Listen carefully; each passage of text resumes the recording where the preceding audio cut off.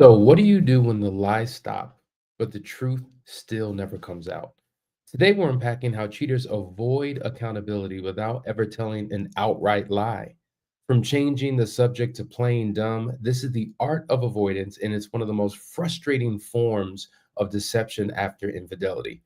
Let's go deeper.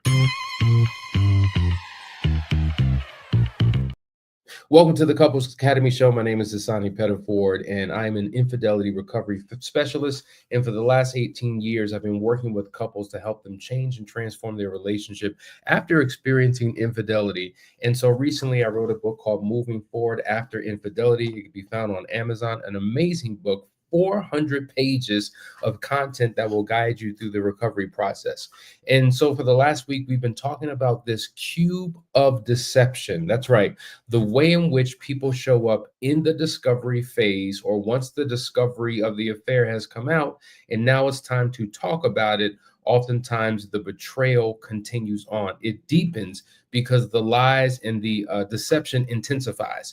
I want to lay a foundation. Today we're talking about the art of avoidance, how cheaters dodge the truth. And I'm going to give you a definition for what we're talking about. Diversion and evasion is our subject today. And that, aversion and evasion, diversion and evasion are tactics used by unfaithful partners to avoid direct confrontation with the truth.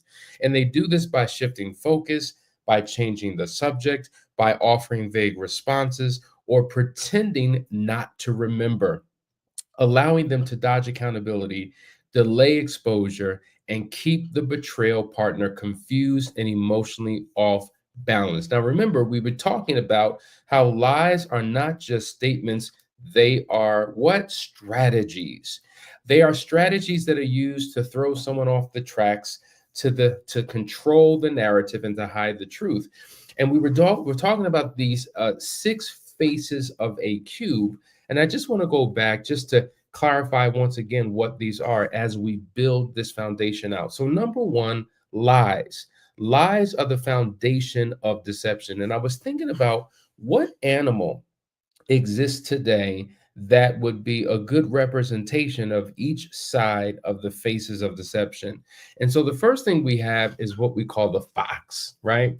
Foxes are traditionally seen as cunning. They're sly and skilled in deception. And the fox represents the ability to craft believable falsehoods, right? To manipulate perception and to lay the foundation for more complex forms of deceit. Why? Well, the fox is the master of trickery. And so, just like a lie that sets the stage for all other forms of deception to follow. So, oftentimes, the person who's just lying is just like that fox. Then we have the distortion of truth. This is a powerful one. This is more a representative of a snake because snakes are often symbolized as manipulative, right? And very subtle. They're twisting the truth. They don't strike immediately. They slither and coil and wait for the right moment to distort what's real and shift the balance of power. Why? A snake doesn't shout its presence, it distorts its environment to blend in, just like truth becomes bent, twisted, and dangerous when distorted. Now, I'm sure you've seen some slithery behavior. Then we have what is called, hold on, the octopus, right? This represents concealment and withholding. Octopuses are known for their ability to hide in plain sight. They release ink to cloud visibility and escape through small openings. They're elusive and secretive and nearly impossible to catch. Why? Because the octopus reveals itself and vanishes behind the smoke screens, just like someone who withholds truths and reveals only what they want you to see. And today is the fourth animal. We're talking about diversion and evasion. This would be representative of a rabbit because rabbits are fast, right? They're evasive and constantly darting in unpredictable directions to avoid being caught. They don't confront, they flee, they distract, they shift focus to stay safe. Why? Because a rabbit's quick. Their erratic movements mimic the way cheaters change subjects, deflect questions, and keep you chasing for answers. Now, if that's not comprehensive enough, I don't know how to help you. And so I want you to think about the behaviors that either you have engaged in or your partner has engaged in to avoid telling the truth. Um, and I want you to identify this because this will help us to begin to guide you on a path to get to a place of truth, to get to a place of healing. But first, we have to expose what it is. Ephesians chapter 5 talks about it talks about exposing the deeds of darkness.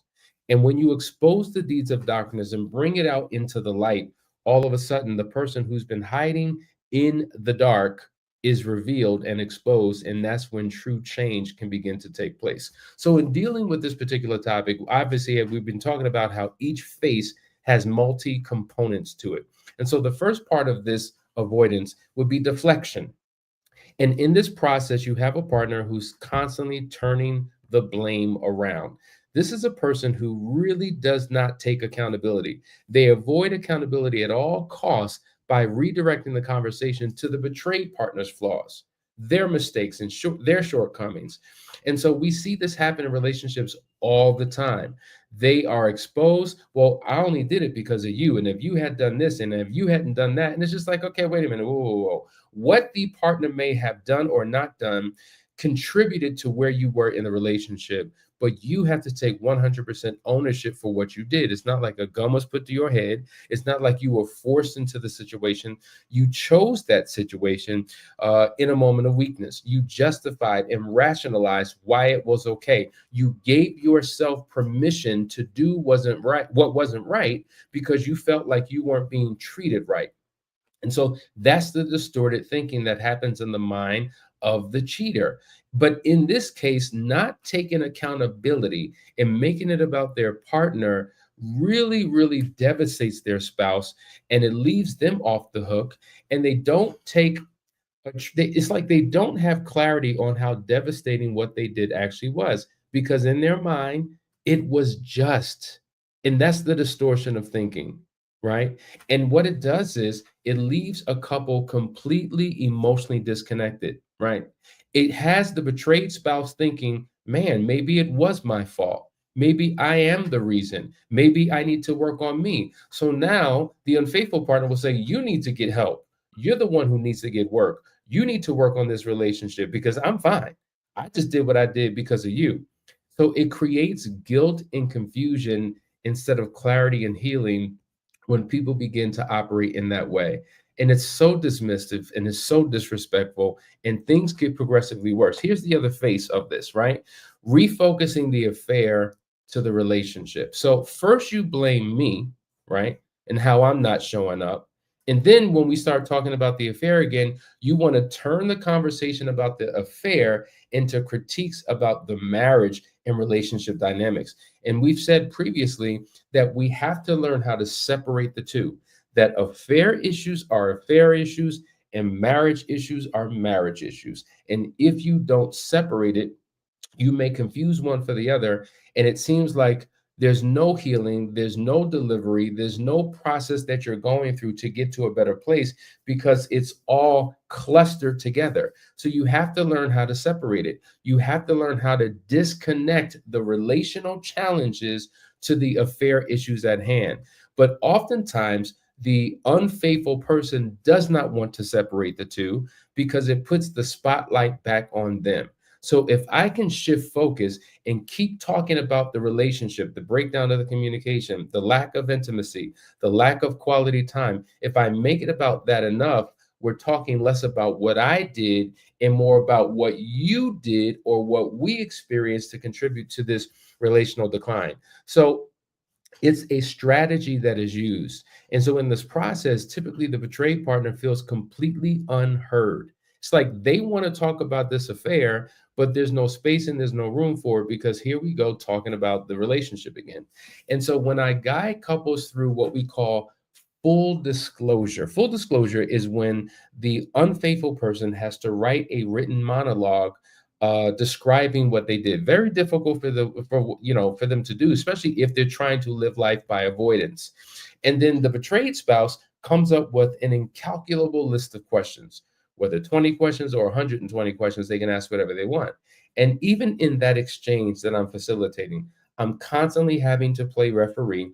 I'm constantly having to shift them back into focus because they often go down so many different rabbit holes where they're talking about everything that has nothing to do with the affair at hand.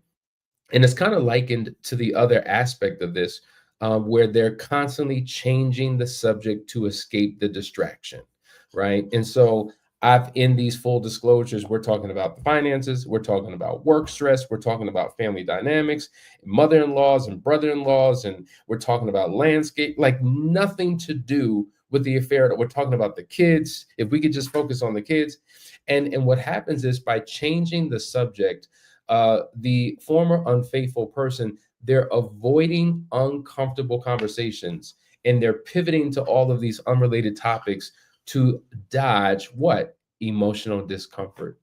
You know, it's hard for a person to really talk about what they did because they have to realize and recognize their own fault and flaw.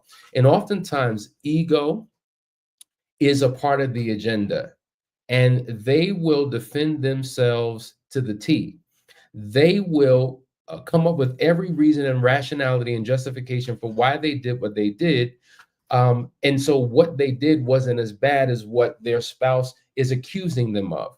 And so it frees them from this emotional pain. But what it does, it creates an emotional starvation for the betrayed partner.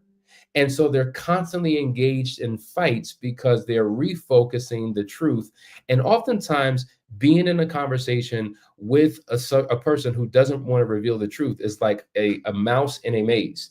They're trying to get somewhere and then they hit a wall and then they have to go in another direction and then they hit another wall and they're trying to go into another direction and they hit another wall and they never seem to get where they're ultimately trying to go. The other the other aspect of this is how oftentimes the cheater plays dumb, right? They're acting ignorant.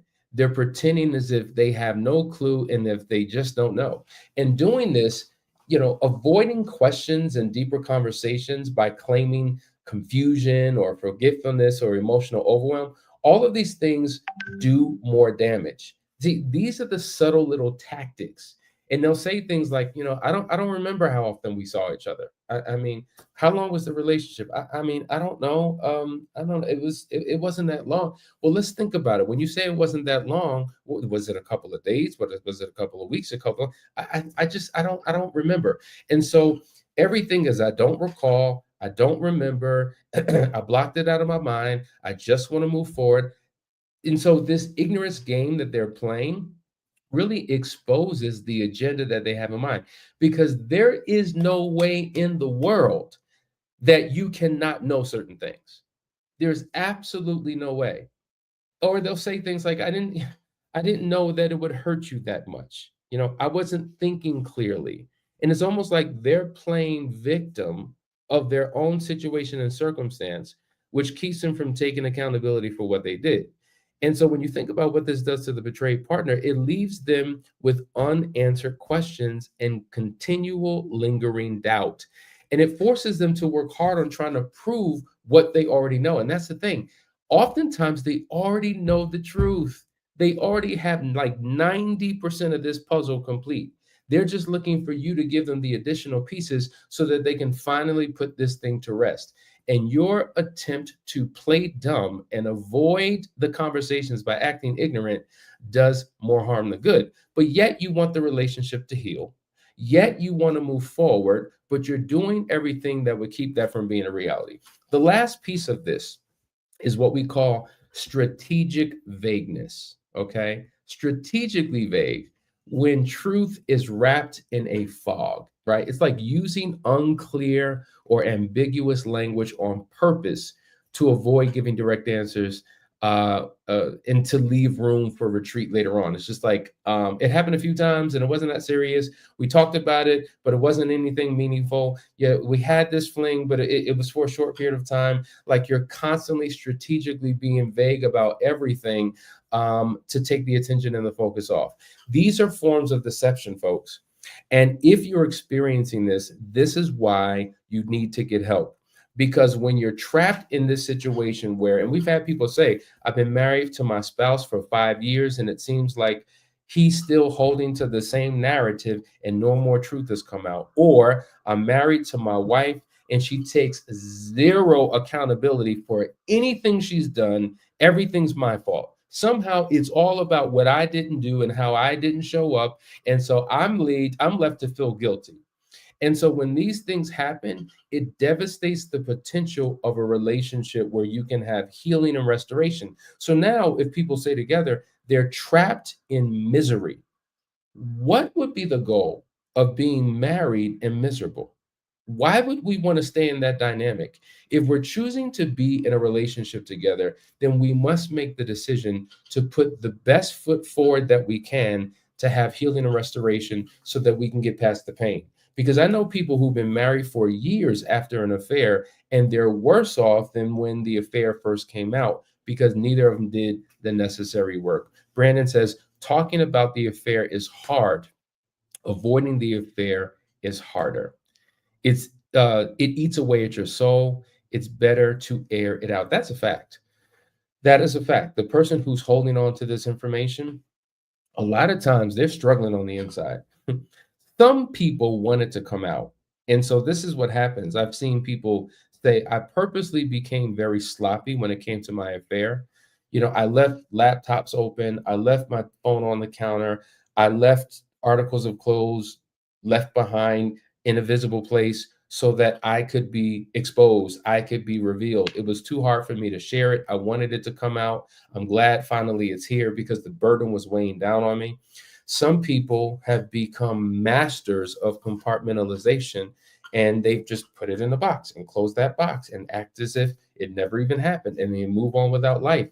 And when it's exposed, this is what's really devastating to a spouse, because it's like, man, you held on to this for 10 years as if it never happened. Like, who are you? How could you do that with a conscience? Like, how in the world could you function in such a way that threw me completely off? I had no clue. And so it's damaging when we hold on to these lies. Not only does it damage the spouse, but it damages you because you begin to rationalize your own errors, your own sins, faults, and flaws. And that level of justification will cause you to do more of the same to avoid being caught in the future. And so if you find yourself in this place, listen, you don't have to do this alone. You can reach out to us for help. This is what we do. We are Couples Academy, and we have spent 18 years working with couples to help them restore their relationships. So just go click on the link, couplesacademy.org, set up a discovery call. Let's talk about how we can help you out in your situation. We're going to end the show early today. There's a lot going on, but I want to leave you with a quick commercial that shares our services, and reach out to us today so that we can make an impact on your life. Take care.